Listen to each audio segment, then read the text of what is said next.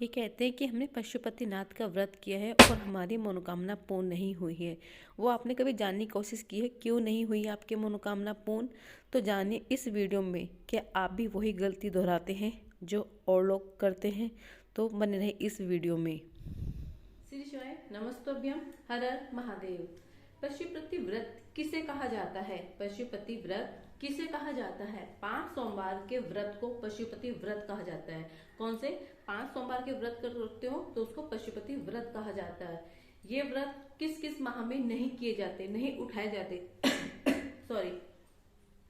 तो अक्सर मेरे पास एक फोन आता है, ये जो भी रिलेशन से पूछते हैं कि ये व्रत कौन से माह में हमें नहीं करने चाहिए। तो हमें पूस के माह में, सावन के माह में और आषाढ़ के महीने में ये व्रत नहीं उठाने चाहिए। पूस के महीने में कहते हैं कोई शुभ कार्य नहीं होता है, और आषाढ़ के महीने में ये कहा जाता है कि देव सो जाते हैं, सोने की तैयारी होती है उनकी।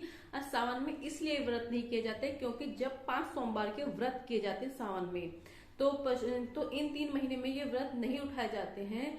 अगर सबसे अच्छा तुम्हें महीना देखना है कि किस महीने में व्रत उठा सकते हैं, इन 3 महीने को छोड़कर आप किसी महीने ये व्रत उठा सकते हैं, कोई परेशानी नहीं है। लेकिन एक सबसे अच्छा महीना जो शिव पार्वती का महीना होता है वो होता है बैसाख का महीना। कौन सा होता है? बैसाख का महीना। अगर आप उसमें ये व्रत उठाते हो तो उसका फल, पशुपति व्रत का फल दुगना मिलता है। और सेकंड चीज ये है कि जब भी आप इस व्रत को करते हैं, एक तो महीना देख लीजिए कौन सा है। दूसरी बात ये है, जब भी आप इस व्रत को शुरू करते हैं तो आप शुक्ल पक्ष से शुरू करें। कौन सा? शुक्ल पक्ष से आप शुरू करना है जो भी आप व्रत करते हैं, क्योंकि कहते हैं अंधेरे में कोई शुभ कार्य नहीं किया करते, चांदन में करते। तो चांदन शुक्ल पक्ष में ही होता है। तो मावस के बाद जो भी शुरू होता है वह शुक्ल पक्ष, उसके बाद ही आप अपना व्रत उठा सकते हैं। तीसरा पॉइंट है कि कहा जाता है कि पशुपति व्रत में जब हम व्रत रखते हैं तो उस हमें दिन में क्या खाना चाहिए, फलाहार या नमक का या फिर क्या। लेकिन मैं आपको यहाँ सलाह देना चाहती हूँ, और जब आप पशुपति व्रत रख रहे हो तो उसमें आप कोशिश यही करना ज्यादा ज्यादा या एक टाइम खाओ। क्या तो आपने सुबह चाय पी ली, उसके बीच में आपको कुछ भी खाना है तो सिर्फ एक बार खाना है, पूरा दिन मुंह नहीं चलाना है। सिर्फ उसमें क्या तो आप फलाहार कर लीजिए, या फिर कोई फ्रूट्स हो गए, या फिर आप मीठे में कुछ बना लो, आलू का हलवा, इस तरह का आप खा सकते हैं। फिर शाम का समय को आपका व्रत खुल जाएगा आपका। फोर्थ पॉइंट ये है आपका। चौथा पॉइंट ये है कि कहा जाता है जब हम मंदिर जाते हैं तो मंदिर जाने के लिए हमें प्रसाद क्या बनाना चाहिए। तो प्रसाद में आप कुछ भी बना सकते हो, मीठा कुछ भी बना सकते हो, लेकिन उसके भी एक नियम है। जो बंदा व्रत रख रहा है उसी को वो प्रसाद बनाना है, और प्रसाद बनाने के बाद उसी वो जो बर्तन में बनाया है उसी बर्तन को मांज के धो के वो ही रखेगा, ना कि कोई दूसरा बंदा। ऐसा होता है कि हस्बैंड व्रत रखता है तो वाइफ बनाती नहीं, लेकिन जो बंदा व्रत रख रहा है वही प्रसाद बनाएगा। उस प्रसाद बनाने के बाद उसी बर्तन को वही व्यक्ति धोएगा। ये इस व्रत का नियम है। शाम की थाली, शाम की थाली हमें क्या लेके जाना है? शाम की थाली में हमें कुछ नहीं, ज्यादा कुछ नहीं, जो हम सुबह की थाली लेके गए थे वही उसी थाली में हम 6 दिए रखेंगे और वो प्रसाद रखेंगे जो हमें प्रसाद बनाया है। और साथ में 2 डिस्पोजल रखेंगे, 2 रख लो या आप 3 रख लो, ठीक है। 3 डिस्पोजल रख लो, डिस्पोजल प्लेट आती है वो रख लीजिए, और 6 दिए रखने हैं। मंदिर में जाके आपको 6 दिए नीचे रखने हैं थाली से उतार के। और साथ में एक चीज और, जब भी आप नीचे दिए रखो तो उन्हें अकेले ऐसे खाली ना रखो, या तो कुछ दाने, चावल के दाने डालो या फिर फूल के पंखुड़े डालो। जब जाके अपने 6 दिए रखने हैं और वहां से 6 दिए 6 दिए वहां पर रख दिए। 6 में से सिर्फ 5 दिए जलाने, और जो छठा दिया वो अपनी थाली में रख के वापस लेके आना है। और जो प्रसाद है, प्रसाद के 3 हिस्से बना के सामने शिव शंभू के सामने रखेंगे, ठीक है। और जो प्रसाद जब हम वापस घर की तरफ आएंगे तो 2 प्रसाद तो हम वहीं पर रख के आएंगे। जो तीसरा प्रसाद है, जो 3 हिस्से किए तो तीसरा प्रसाद है, वो हम वापस अपनी थाली में रख के घर ले आएंगे। वो हमें घर आके जब हम अपना व्रत खोलेंगे ना, तब हम उस प्रसाद को सबसे पहले ग्रहण करेंगे।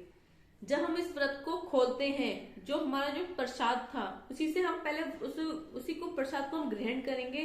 ग्रहण करने के बाद हमारा वो प्रसाद खाना खाएंगे, तब हमारा वो व्रत खुलेगा। एक चीज मैं आपको यहाँ बता देती हूँ, बहुत महत्वपूर्ण चीज है। जो वो प्रसाद है, उस प्रसाद में से आप इतना सा भी, एक दाना भी पक्षियों को या कोई घर में छोटा बच्चा हो, किसी को नहीं देना। वो प्रसाद आपको खुद को ग्रहण करना है। कोशिश ये करना, गलती बिल्कुल भी नहीं करना कि आप वो उसमें से हल्का सा चिड़िया कर निकाल दीजिए या किसी का नहीं। वो सिर्फ आपको ही खाना है। जब आप प्रसाद निकालते हो तो लिमिटेड निकालना, जितना आप खा सकते हो, और पहले खाने से पहले वो प्रसाद ही खाना है।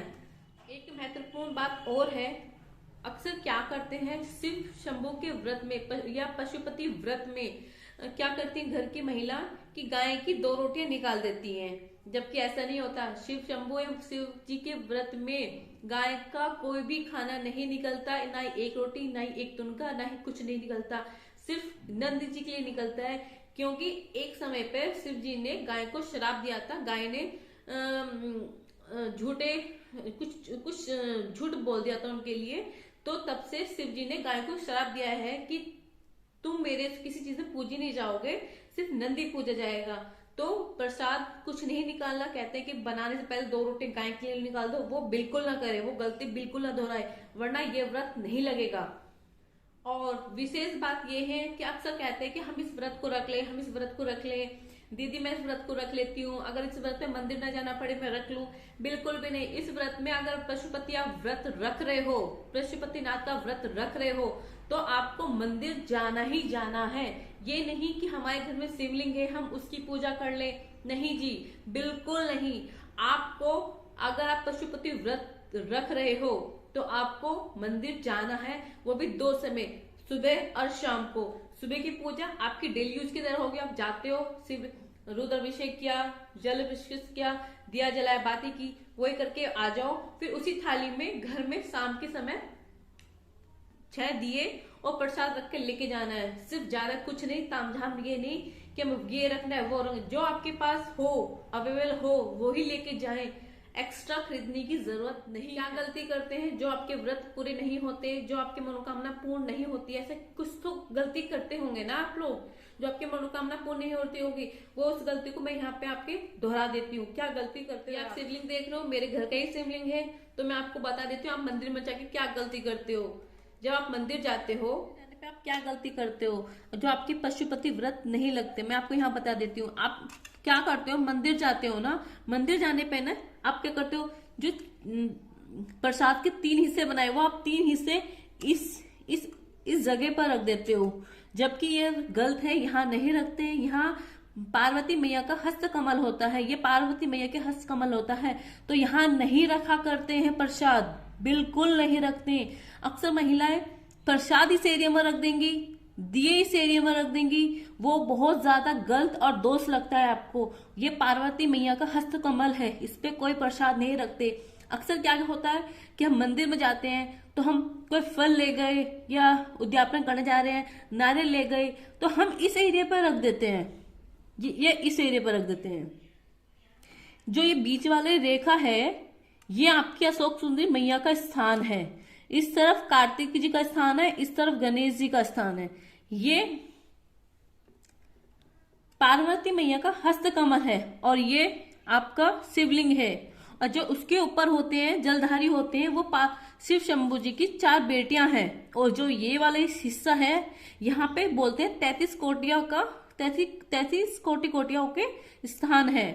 तो ये गलती आप ना करें। आप बोलते हो कि हमारे व्रत नहीं लग रहे हैं, वो यही गलती है। देखा कि मैंने किस तरह से आपको बताया कि हस्त कमल पे कभी भी हमें कुछ नहीं रखना होता। मंदिर में हम जाते हैं, अक्सर हम यही चीज देखते हैं। मैं मंदिर में जाके लोगों को यही टोकती हूँ, माता जी आप ये गलती ना करें, ऐसे ना करें, वैसे ना करें। लेकिन माता जी कहते हैं बेटा हम तो तुम्हारे उस टाइम के, हम तो ऐसे ही करते आ रहे हैं। तो ये वाली बात है, हम किसको अगर सही सलाह भी देते हैं तो उसे बुरी लगती है। तो मैं अक्सर क्या करती हूँ, मंदिर में जाती हूँ, अगर कोई मेरी बात मानता है, सुनता है तो बहुत अच्छी बात है, नहीं मानता तो मैं चुप होके आ जाती हूँ। एक चीज और है आपके लिए, मंदिर जाते हो तो कोशिश करना कि रुद्राक्ष की माला आप लेके आए। मंदिर में जा रहे हो, पशुपतिनाथ का व्रत रख रहे हो, तो उसमें हो सके तो 1 माला रुद्राक्ष की लेके आइए, और वो माला आप श्री शिवाय नमस्तु अभ्याम की कीजिए सुबह शाम। कौन कहता है मेरे पशुपति व्रत मैंने किए, मेरी मनोकामना पूर्ण नहीं हुई है? मैं बोलती हूँ मैंने सिर्फ 2 बार व्रत किए हैं, मैंने दोनों बार व्रत में मेरी मनोकामना पूर्ण हुई है। एक में जो मैंने पहला व्रत रखा था पशुपतिनाथ का, मेरे दूसरे व्रत में ना वो मेरी मनोकामना पूर्ण हो गई थी, जिसके लिए मैं 2 साल से भटक रही थी, यहाँ पे शेयर नहीं कर सकती। ठीक है, मेरी मनोकामना पूर्ण हुई है पशुपतिनाथ से, इसीलिए मैं यह वीडियो बना रही हूँ। जैसे मेरी मनोकामना पूर्ण हुई, मैं चाहती हूँ आप लोगों की भी मनोकामना पूर्ण हो, आप मेरे YouTube फैमिली हो। तो कैसी लगी मेरी वीडियो प्लीज कमेंट में जरूर बताइए और आगे जाके शेयर कीजिए। अगर आपको और किस चीज की वीडियो चाहिए प्लीज कमेंट में पूछा करो, मैं आपके लिए वीडियो जरूर बनाऊंगी। तब तक के लिए श्री शिवाय नमस्तुभ्यम।